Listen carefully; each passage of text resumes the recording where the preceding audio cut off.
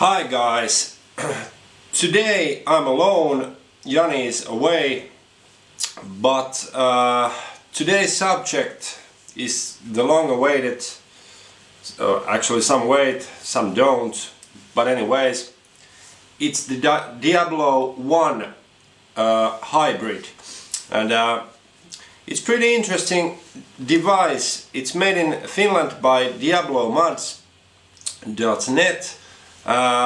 And it's a small hybrid, it's very small hybrid. I'm gonna be putting some photos for you guys over here from the website of theirs, and you can see some details, and we're gonna go down there and make a setup for it later on the review. Here's a Nemesis with the Typhon GT. Next to it, it's quite a lot bigger than the Diablo One, and here's the Romulus hybrid with its 18500 or 18490 configuration, and it's the same, it's a lot bigger than the Diablo hybrid, even though if you take the drip tip off it's a lot bigger. So we're talking about a very small device indeed. I'm gonna go to the DiabloMods.net's website and see the full specs of the device. Hybrid. The one that I have is the black one, and you are gonna be able to buy a red one as well. Here's the photograph of the red one next to the black one. This is gonna be throwing you back 165 euros plus shipping to your location, wherever it is, and the height is 122 millimeters, including the drip tip, which is solidly built to the cap.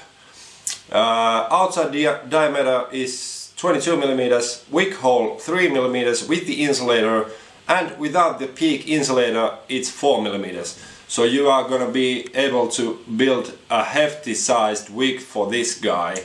I don't see any point of building a 4mm wick, really. Why? Because I'm running a 2mm wire, 7x7 2mm wire with 300 mesh, and I think I'm on the overwicking side on this build. Anyways, all insulators are made out of PEEK. Silver-coated brass contacts all around, spring-loaded switch with reversed locking ring and reduced chamber. You are not gonna be able to see the chamber right now, but I'm gonna show it to you when we are on the table and doing the setup on this one, and I'm going to put a photograph of it right here, so you can see the chamber is as reduced as it's possible, and I think it's a good thing. It has some cons as well, but overall it's a good design. I'm not sure about the air hole sizes. The cap has 2 air holes right on top of each other. I think the other one is 0.8 millimeter and the other one is 1.2 millimeter or 1 millimeter. They are different sized. Not sure, but the drag on this one, it's pretty damn good. Let's have a vape.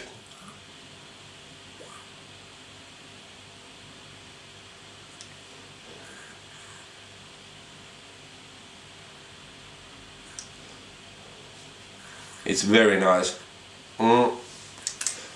This is by far the lightest mod that I'm currently owning, and this one runs a single 18490 battery.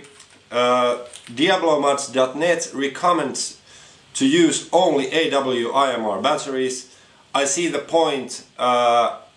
If using an eFest, you're gonna be having some issues with the switch. It won't go all the way on the screws. It will have a gap. I don't mind it, but some people may see that as an obstacle. I don't see. Oh, I'm all the way on choose, no problem. I've been using this one for a whole week now. To be honest, I have ditched all my other mods to the side. It's been a hell of a week. No problems at all, to be honest. There is some things you need to consider when you get this one and you unbox it. There is some issues, but all the issues are easily fixed, and they are because of the machining of the device. But I don't see them as a problem, as they self-fix by time. As said before, this is very light mod. It's all made of aluminum. The body and the tank is crafted from one single piece of aluminum alloy, and this one holds a hefty 4 mils of juice. So for this size, a 4 mil juice capacity is a lot. It's all anodized. This one black and the red one of course red, and it has this some sort of woody look on it. It's pretty nice. It's different. It's definitely different, but it's good looking. It's good looking mod. It's very good looking mod. The locking ring is buttery smooth. You can actually use it like this on your hand. Lock, unlock, lock, unlock. Pretty nice. It has some engravings on it, laser etched. They are pretty deep, but they're not too obvious for the finger. You can feel them, but they don't stand out that much. It says Devil number 1 in Japanese kanji, and over here on the bottom you have the Diablo Mods logo and your serial number. Mine is 0200. So everyone has its own serial number on the device. But hey, now we are going down to the business on the table, and I'm gonna show you how to make a setup for this one. And let's talk about the switch, about the deck, and other things that you need to know, you may want to know and you don't want to know. But anyways, let's go down and see what's inside the hood.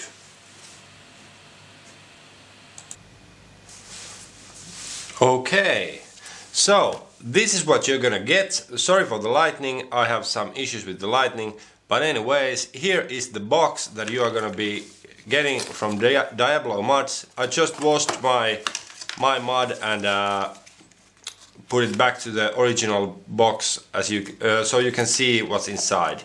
You're gonna get some spare O-rings, a business card that says quality is not a privilege, it's a choice, and of course the mod itself.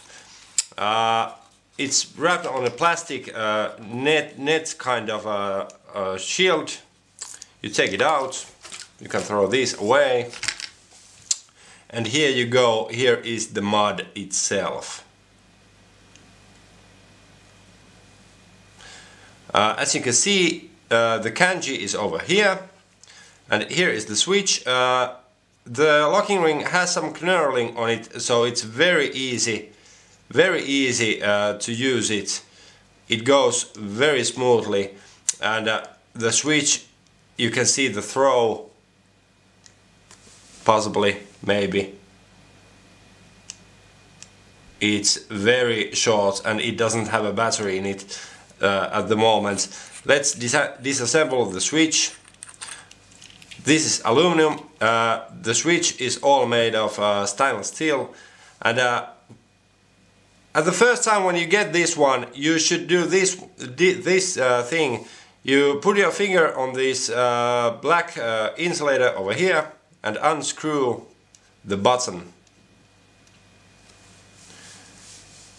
Oh, where is it? Like so. You take it apart, you put this one on the side. Here's the silver plated contact, and here is the insides of the battery, the switch. I'm sorry. You may feel that when you get the mod for the first time and you push the switch, it's snappy, it's not smooth at all. That's not an issue. That's not an issue. Let's see if we can focus over there. That's really not an issue. All you have to do is you open up with a flathead screwdriver the base of the button or the switch. Wait a second, it's kind of tight. You unscrew it.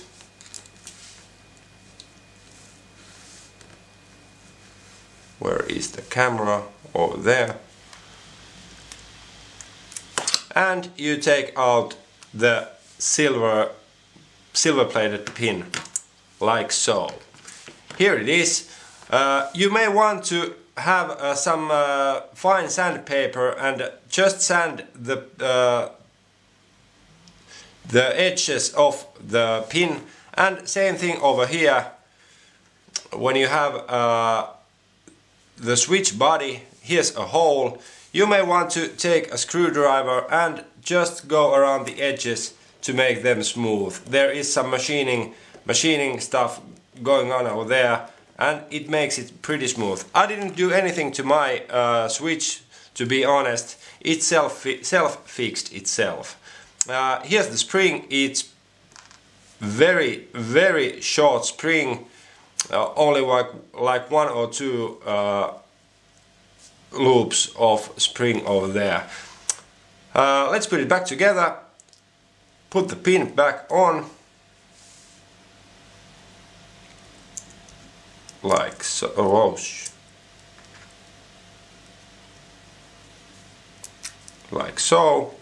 The spring on and the switch body back on. Screw it with your fingers, like so, and then just tighten up with a screwdriver, like so. Then put the black insulator with the silver plated connection back to the switch. And here we go. Just make sure that this one is properly tightened up. It's hard to tighten as it's flush mounted with the body, but you have to get it all the way down, because then otherwise you're gonna be having some issues with the firing mechanism working. And here it is. It's a rattly. It's self-adjusting, no problem over there. Then we go to the cap itself. Let's take the cap off. It's all aluminum. Here's the chamber. I'm gonna put a picture of it over here right now, so you can see the reduction of the chamber size. Actually, you may be able to see it over there. And as you can see, the cap is able to go to the mud in just one position, and it's where the contacts, the posts are over here. And then we go on. I'm gonna cut the film over here so I can refocus. I'm using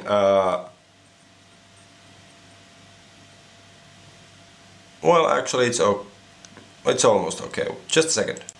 And here we go. Here's the deck. It's all made of stainless steel. You are able to gonna be able to unscrew it from the body. I don't see any reason to do it. The whole the tank is all anodized inside, so you are not gonna be having any issues with your wick short-circuiting on the bottom of the tank. But you should leave a gap between the wick and the tank's bottom, because you may end up having some wicking issues if your wick is all the way down at the bottom of the tank. Here's the peak insulator over here, and there's another one on the positive post's bottom end. Phillips screws on the negative and the positive. They are very good screws indeed. No issues. They easily screw down and unscrew. No problems over there. And if you take the insulator off, you are able to be using the full 4mm size of wick hole. Currently I'm running it's on its 3mm size. What I'm going to be using on the setup is 2mm 7x7 wire. The same wire I have used for a week. It's all good, no problems with it. Then I made a new piece of mesh over here. It's a 300 mesh, and it's pretty small piece. You don't need any more of it, to be honest. And then I'm gonna be using a 0.25 canthal. I'm gonna be wrapping a three loops on this one, and it's gonna be sitting at around 0.8 ohms or so. I'm just gonna be wrapping the mesh around the wick or the wire.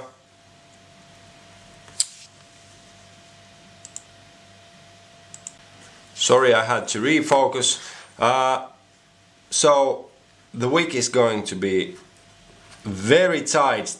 You have to put the mesh around the wick very tight so you don't have any issues with wicking. It's the same thing on all Genesis style atomizers. Then I'm gonna put the wick on the mud. Here we go. Sorry for the big picture quality, it's not the best one I have seen. Like so. Then I'm gonna take my canthal. I usually use 0.32 canthal, but I ran out of it, so I have to use 0.25. Then I'm gonna take the canthal and put it between the wick and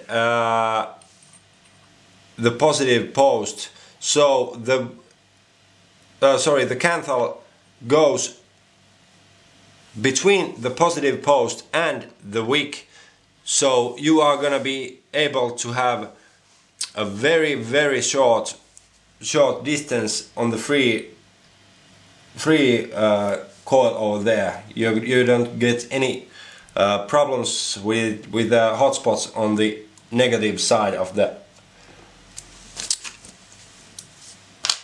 coil, like so. Then I'm going to do the 3 wraps. There's 1, there's 2, make them very tight, and there's 3, like so. And I'm gonna tighten up the positive screw or the post, whatever. Here we go. Looks pretty good. My wick is just a little bit on the high side. I don't really mind it. I'm gonna be evening those up right now.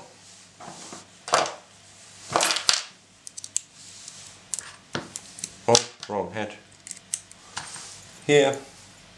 And as you can see, I don't have any battery in it, just to be on the safe side.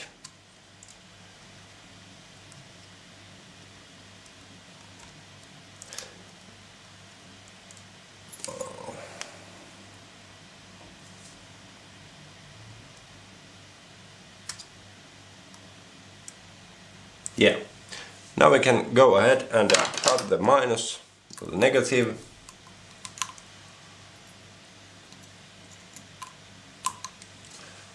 Right, I'm gonna be leaving the positive wire long at this point if I have to make some adjustments. Then I'm gonna take the battery and put it in the mud, locking ring off, and then we're gonna pulse it.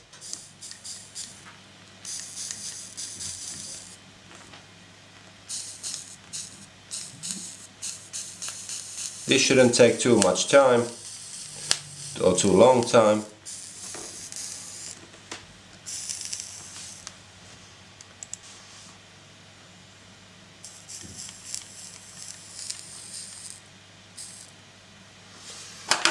I'm gonna push the negative a little bit closer to the wick over there.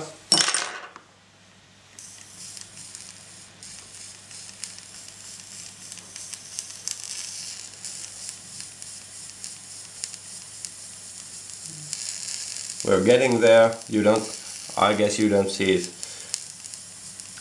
My mesh was not that well oxidized. You don't really need to oxidize. It just takes a little bit longer for the setup to start working.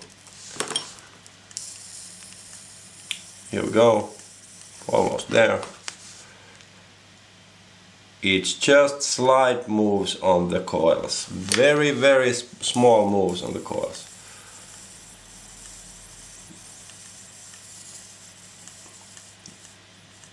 The bottom one is pretty hot, so is the upper one.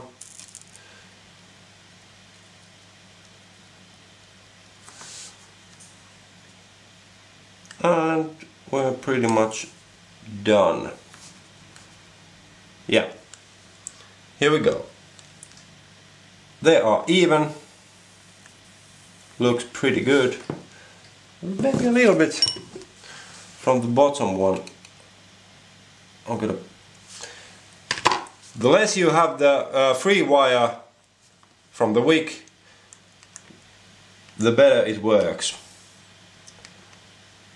And it's done. It's this easy with this hybrid. Just a second.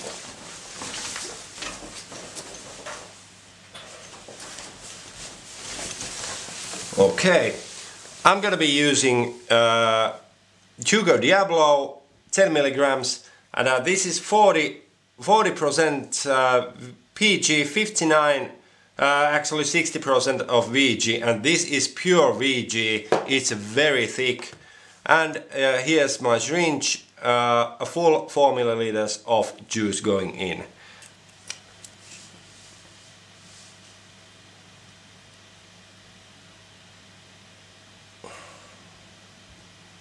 There's 3.5,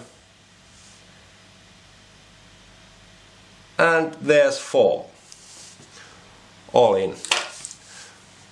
Think about it, 4 milliliters of juice. And we're ready to rock. Pretty impressive, huh? I'm calling it done.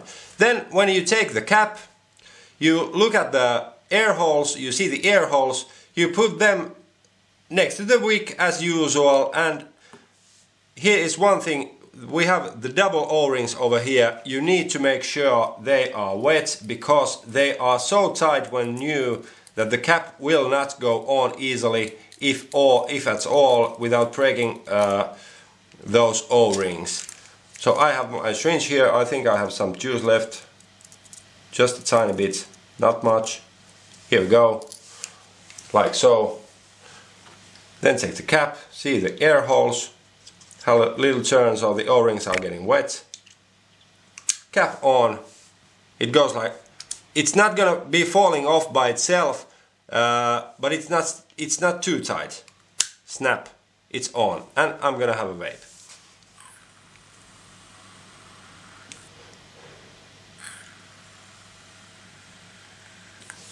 I'm gonna lift up the camera and we'll do the final conclusion of this review.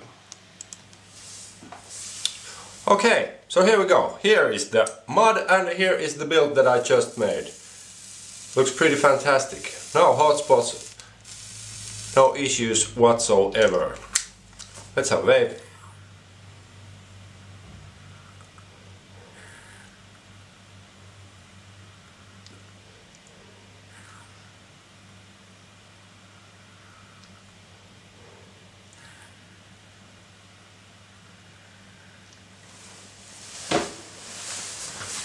Very solid vape. It's, to be honest, it's the best vape I have seen. The reduced chamber is giving so intensive flavor and throat hit that uncomparable to anything else. You may have some issues with it, even though it's pretty good, but the juice that is building, condensing on the wick and the deck, sorry, the cap, there is no other way for it to go than outside from the air holes. It's not a major issue, but it's something you need to consider as a fact. But you can easily have it on your pockets, and you're not gonna be getting any major leaking. It's just breathing with these holes, and it's obvious because there is no Genesis atomizer that I have seen that is leak proof, 100% leak proof. This ain't either, but the breathing issue is so small that I don't see it as a problem at all. The switch, it's very nice, but it doesn't fire by itself when it's on the table. But you really don't need. It's less than a millimeter of travel over there. It's very good. You don't. And sometimes I don't even notice myself using it or pushing it at all. It's just so good.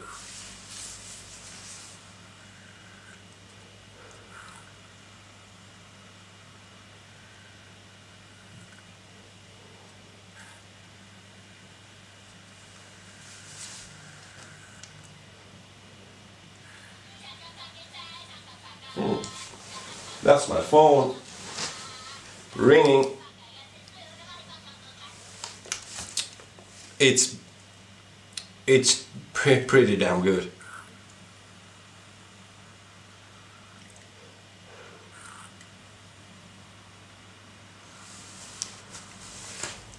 For the money you're gonna be paying for this one, it's one hell of a mod.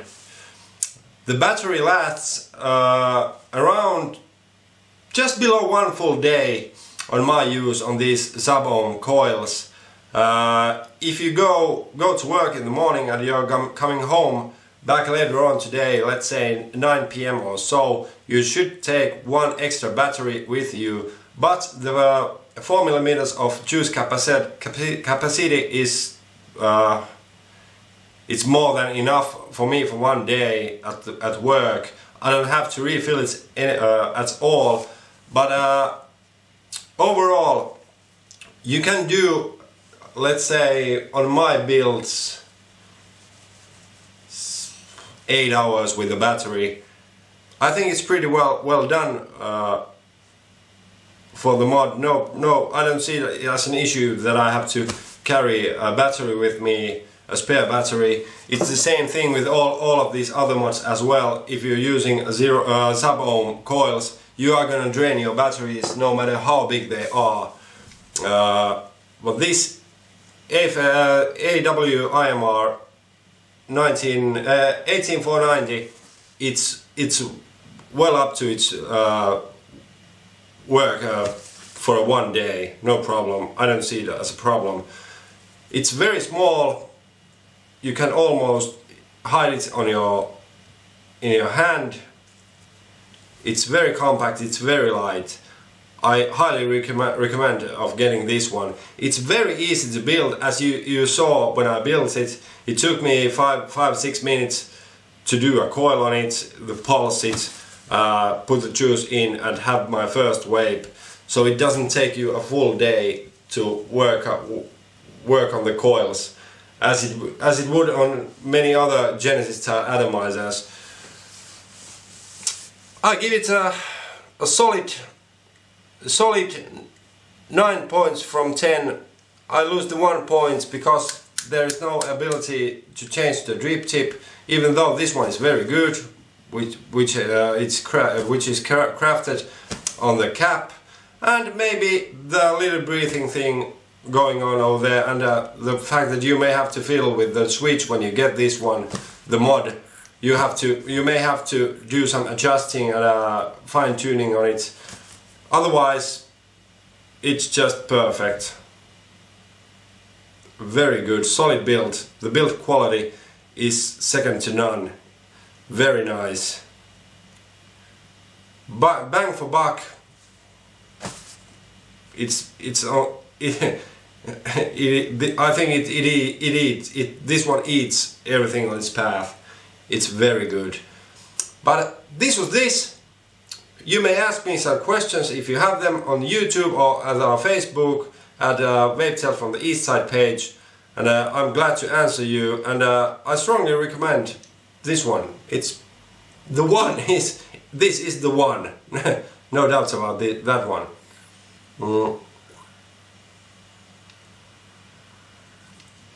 I'm over and out. Have a nice weekend. Thank you.